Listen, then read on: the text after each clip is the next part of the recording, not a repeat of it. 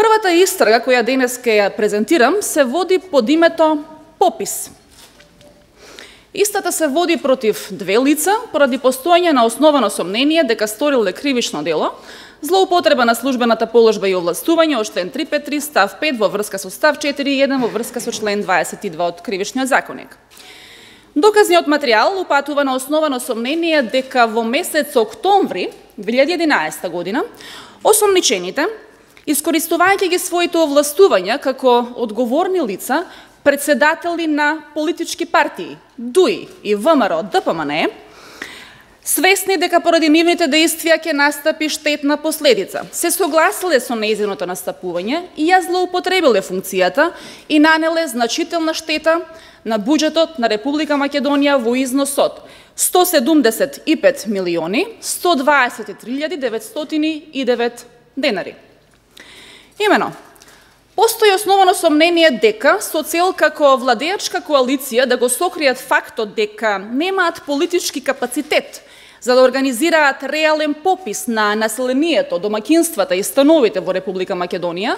како и да ги сокријат неповолните факти за демографската и економската состојба на населението во државата, што резултирало со огромно иселување на работоспособното население од Република Македонија, осомничените помеѓу 10 и 11 октомври 2011 година се договориле да го стопираат пописот на населението, домакинствата и становите во Република Македонија.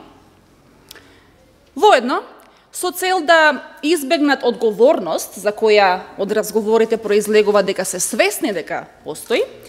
се договориле причините за стопирање на пописот преку средствата за јавно информирање и преку партиските соопштенија,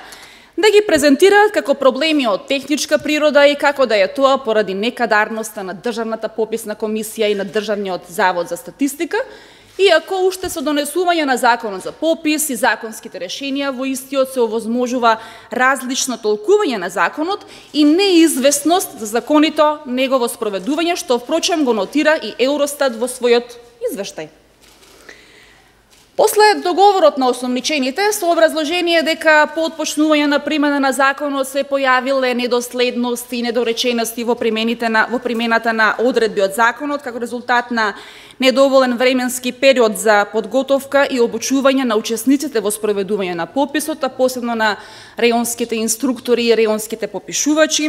и имајќи ги предвид утврдените законски рокови за спроведување на попис во Република Македонија 2011 година, како и фактот дека целта на законот е да обезбеди квалитетно спроведување на планираниот попис, владата до собранието предложила да престане да важи законот за попис на населението, домакинствата и становите во Република Македонија од 2011 година,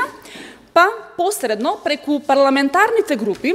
како гласачка структура на политиката на лидерите на овие две партии, на ден 15 октомври 2011 година бил изгласан закон со кој престанува да важи операцијата на попис на населението, домакинствата и становите во Република Македонија. Меѓутоа, ако се анализираат причините поради кои што е предложено да престане да важи законот за попис, ќе се забележи дека тоа се причини за да пописот биде одложен со закон, па да се подобрат законските решенија според стандардите кои што ги бара Евростат, да се обучат попишувачите и останатите учесници во пописот и да се спроведе операцијата на пописот согласно меѓународните стандарди. На тој начин, потрошените парични средства за спроведување на пописот до моментот на одложувањето, кои се искористени за дотогашните обуки, техничка опрема и материјали, немаше да представуваат штета и истите би биле искористени во одложената пописна операција. А сепак, причината за престанок на